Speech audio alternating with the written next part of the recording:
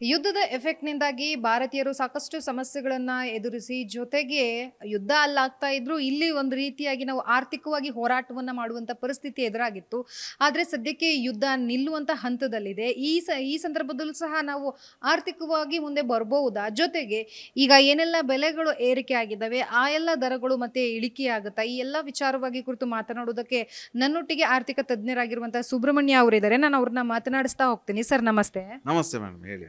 Sir ಈಗ almost ಯುದ್ಧ ಒಂದು ಅಂತ್ಯಕ್ಕೆ ಬಂದಿದೆ. ಸೊ ಅದು ಸಂಪೂರ್ಣವಾಗಿ ನಿಲ್ಲುತ್ತಾ ಅಥವಾ ಮತ್ತೆ ಕಿಡಿ ಏನಾದರೂ ಹತ್ಕೊಳ್ಳುವಂತ ಸಾಧ್ಯತೆ ಇದೆಯಾ? ಹೆಂಗೆ ಸರ್? ಮೇಡಮ್, ಈಗ ಇಷ್ಟು ದಿನ ನಾವು ನೋಡ್ದಂಗೆ 2-3 ಒಕೇಶನ್ ನಾವು ನೋಡ್ದಂಗೆ ಯುದ್ಧ ನಿಲ್ಲುತ್ತೆ ಅಂತ ಅನಿಸಿದೆ.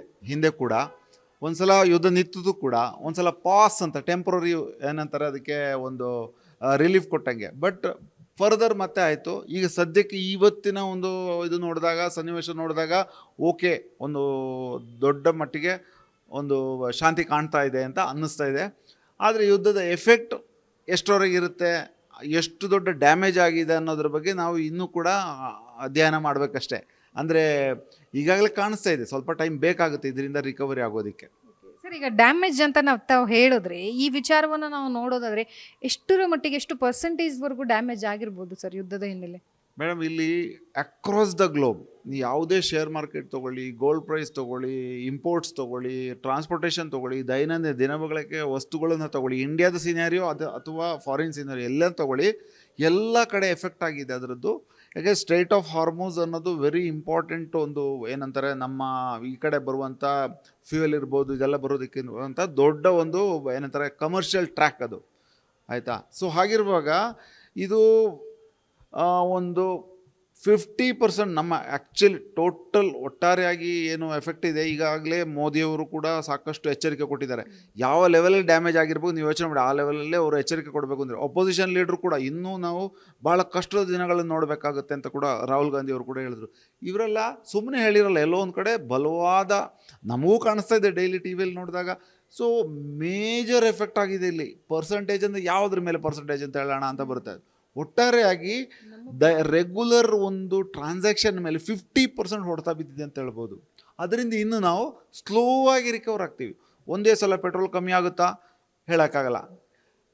ಸೊ ಸರ್ ಈಗ ಕಚ್ಚಾ ತೈಲದ ದರವನ್ನ ಇಳಿಕೆ ಆಗಿರುವಂತ ಮಾಹಿತಿ ಇದೆ. ಸೊ ಎಷ್ಟು ಪರ್ಸೆಂಟ್, ಜೊತೆಗೆ ಏನ್ ಹೇಳ್ತೀರಾ, ಈಗ ಯುದ್ಧ ಒಂದು ಅಂತ್ಯ ಆಗುವಂತ ಹಂತಕ್ಕೆ ಬಂದಿದೆ. ಸೊ ಈ ಹಿನ್ನೆಲೆಯಲ್ಲಿ ಕಡಿಮೆ ಆಗಿದೆ, ಅಕಸ್ಮಾತ್ ಏನಾದ್ರು ಮತ್ತೆ ಜಾಸ್ತಿ ಆಗ್ಬಹುದಾ, ಹೇಗೆ? ಕರೆಕ್ಟ್ ಮೇಡಮ್, ಇಲ್ಲಿ ಕಚ್ಚಾ ತೈಲದ ರೇಟು ಕಮ್ಮಿ ಆದರೂ ಕೂಡ ಪೆಟ್ರೋಲ್ ಡೀಸೆಲ್ ಮೇಲೆ ನಮಗೆ ಲೀಟ್ರಲ್ಲಿ ಏನೂ ವ್ಯತ್ಯಾಸ ಆಗಿಲ್ಲ. ನೀವು ನೋಡಿ, ಚೆಕ್ ಮಾಡಿ, 110 ರೂಪಾಯಿ ಪೆಟ್ರೋಲ್ಗಿದೆ, 100 ರೂಪಾಯಿ ಡೀಸೆಲ್ಗಿದೆ ಹೆಚ್ಚು ಕಮ್ಮಿ. ಹಾಗಿರುವಾಗ ಇಲ್ಲಿ ಇಮ್ಮಿಡಿಯೇಟಾಗಿ ಎಫೆಕ್ಟ್ ಕಾಣಿಸಲ್ಲ, ಸ್ವಲ್ಪ ಟೈಮ್ ಬೇಕಾಗುತ್ತೆ. ಯಾಕಂದರೆ ಇವರು ಈಗಾಗಲೇ ಸ್ವಲ್ಪ ಒಂದು ಇದಿರುವಾಗ ಏನಂತಾರೆ, ಆಲ್ರೆಡಿ ಮೈನಸ್ ಇರೋದ್ರಿಂದ ಸ್ವಲ್ಪ ಟೈಮ್ ತೊಗೊಳುತ್ತೆ. ಆ ಮೈನಸನ್ನು ರಿಕವರಿ ಮಾಡೋದಕ್ಕೆ ಸ್ವಲ್ಪ ಟೈಮ್ ತೊಗೊಳ್ತಾ ಇರೋದ್ರಿಂದ ಇಟ್ ವಿಲ್ ಟೇಕ್ ಅನದರ್ ಒಂದು ಮಿನಿಮಮ್ 2 to 3 ಮಂತ್ಸು ಒಂದು ಮೆಜರಬಲ್ ಡಿಫ್ರೆನ್ಸ್ ಕಾಣೋದಕ್ಕೆ. ಒಂದು 2 to 3 ಮಂತ್ಸ್ ಬೇಕಾಗುತ್ತೆ ಇನ್ನು ನಮಗೆ ಇದರ ಕಾಣೋದಕ್ಕೆ, ಡಿಫ್ರೆನ್ಸ್ ಕಾಣೋದಕ್ಕೆ.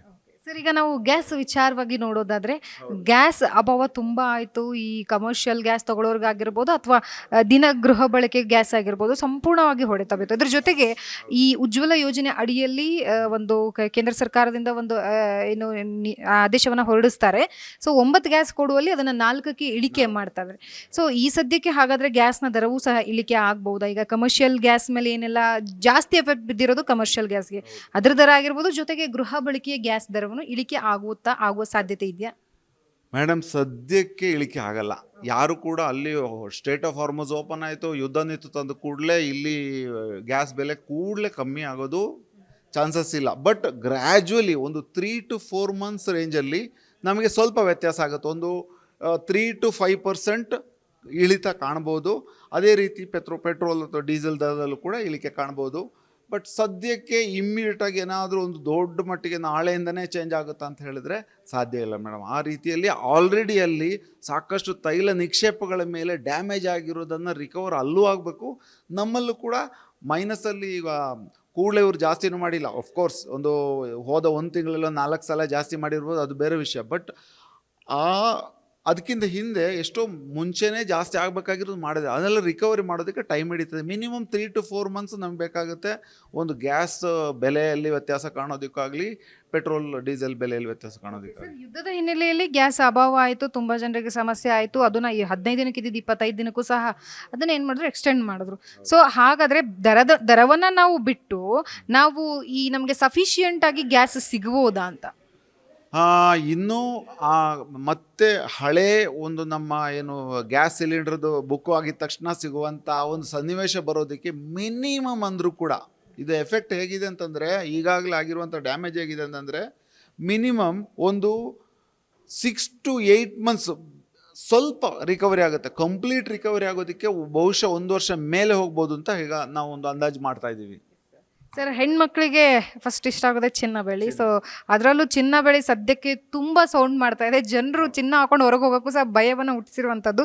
ಈ ಚಿನ್ನದ ದರವನ್ನು ನೋಡೋದಾದರೆ ಹೆಂಗೆ ಇಳಿಕೆ ಆಗುತ್ತಾ, ಏರಿಕೆ ಆಗುತ್ತಾ? ಈಗ ಆಲ್ರೆಡಿ ಹೂಡಿಕೆಯನ್ನು ಸಹ ಮಾಡಿದ್ದಾರೆ. Correct madam.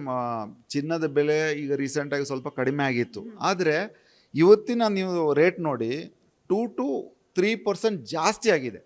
ಅಂದರೆ ಇದರ ಇಮ್ಮಿಡಿಯೇಟ್ ಎಫೆಕ್ಟ್ ಕಾಣಿಸಲ್ಲ ಅಂತ ಇದರ ಒಂದು ಡೈರೆಕ್ಟಾಗಿ ಸಿಗ್ನಲ್ ಕೊಡ್ತಾ ಇರೋದು. ಕೂಡಲೇ ಸಾಮಾನ್ಯವಾಗಿ ಕಡಿಮೆ ಆಗುತ್ತೆ. ಬಟ್ ಈ ಎಕ್ಸ್ಚೇಂಜ್ ಪ್ರೈಸ್ದು ವ್ಯತ್ಯಾಸ ಇರೋದ್ರಿಂದ, ಡಾಲರ್ ಪ್ರೈಸ್ ಎಕ್ಸ್ಚೇಂಜ್ ಪ್ರೈಸ್ ವ್ಯತ್ಯಾಸ ಇರೋದ್ರಿಂದ ನಮಗೆ ಇನ್ನೂ ಕೂಡ ಡಾಲರ್ ಪ್ರೈಸಲ್ಲಿ ವ್ಯತ್ಯಾಸ ಕಾಣುವವರೆಗೂ ಇದು ಹೀಗೆ ಇರುತ್ತೆ. ಸ್ವಲ್ಪ ಜಾಸ್ತಿನೇ ಆಗಿದೆ. ಸ್ಲೋಲಿ ಅದೇ ಎಲ್ಲದರಲ್ಲಿ ಹೇಗಿದೆ ಈಗ ದೈನಂದಿನ ಬಳಕೆಯ ವಸ್ತುಗಳು ಹೇಗಿದೆ ಅದೇ ರೀತಿ ಚಿನ್ನದಲ್ಲೂ ಕೂಡ ಒಂದು ಮಿನಿಮಮ್ ಟು ಮಿನಿಮಮ್ ಒಂದು 6 ಮಂತ್ಸ್ ಬೇಕು ನಮಗೆ ಆ ಲೆವೆಲಲ್ಲಿ ಮೆಜರಬಲ್ ಡಿಫ್ರೆನ್ಸ್ ಕಾಣಿಸೋದಕ್ಕೆ. ಬಟ್ ವೊಲಟೈಲ್ ಇದೆ, ಮಾರ್ಕೆಟ್ ವೊಲಟೈಲ್ ಇದೆ. ಅವಾಗವಾಗ ನಿಮಗೆ ಸ್ವಲ್ಪ ಕಡಿಮೆ ಆದಂಗೆ ಅನಿಸ್ಬೋದು, ಜಾಸ್ತಿ ಆದಂಗೆ ಅನಿಸ್ಬೋದು.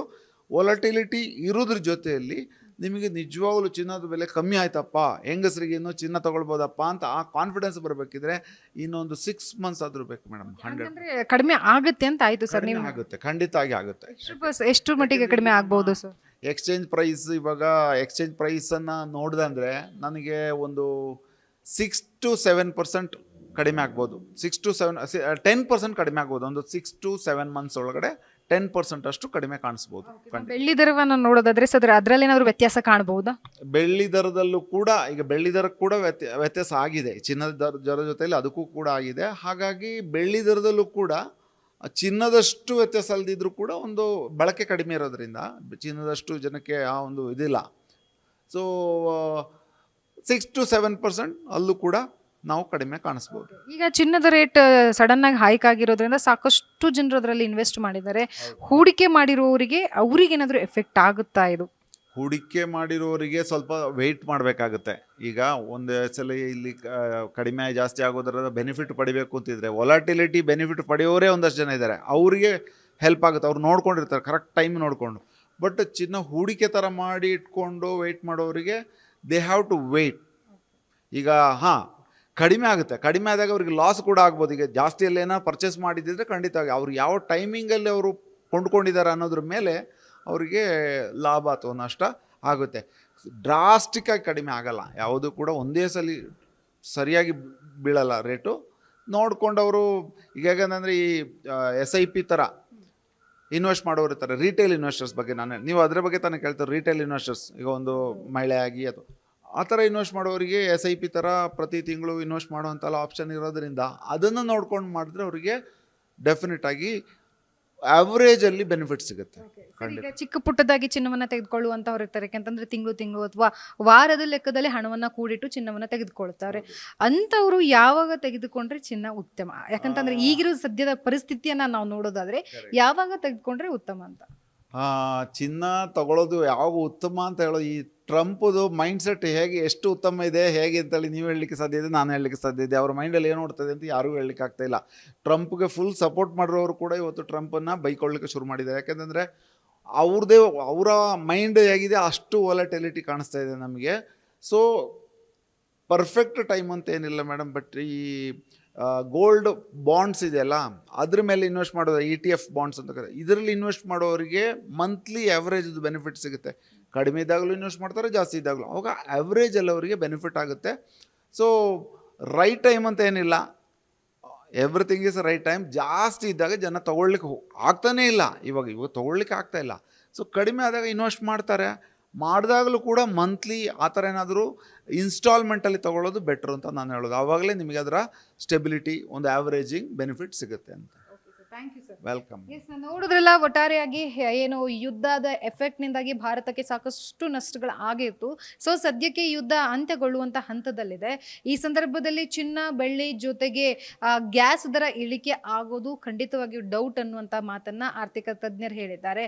ಒಂದು ವೇಳೆ ಕಡಿಮೆ ಆದರೂ ಸಹ ನಮಗೆ 7%ಗಿಂತ ಕಡಿಮೆನೇ ಆಗುತ್ತೆ ಹೊರತು ಅದಕ್ಕಿಂತ ಹೆಚ್ಚಿಗೆ ಆಗೋದಿಲ್ಲ ಅನ್ನುವಂಥದ್ದು. ಒಟ್ಟಾರೆಯಾಗಿ ಯುದ್ಧ ಆರಂಭ ಆದಾಗಿನಿಂದ ಸಾಕಷ್ಟು ಸಮಸ್ಯೆಗಳನ್ನ ಭಾರತೀಯರು ಜೊತೆಗೆ ಬೇರೆ ಬೇರೆ ರಾಷ್ಟ್ರಗಳು ಸಹ ಅನುಭವಿಸಿರುವಂಥದ್ದು. ಸದ್ಯಕ್ಕೆ ಈ ಬೆಳವಣಿಗೆ ಕಂಡು ಬಂದಿದೆ. ಇನ್ನು ಯುದ್ಧ ನಿಂತ ಮೇಲೆ ಏನಾಗುತ್ತೆ ಅಂತ ಹೇಳಿ ಈ ಎಲ್ಲವನ್ನ ಮಾಹಿತಿಯನ್ನ ನಾವು ಕಾದು ನೋಡಬೇಕಾಗಿದೆ. ಕ್ಯಾಮ್ರಾ ಪರ್ಸನ್ ರಾಜು ಜೊತೆ ಲಕ್ಷ್ಮೀ ಬಾಗಲಕೋಟಿ, ಅಶ್ವಗ ನ್ಯೂಸ್, ಬೆಂಗಳೂರು.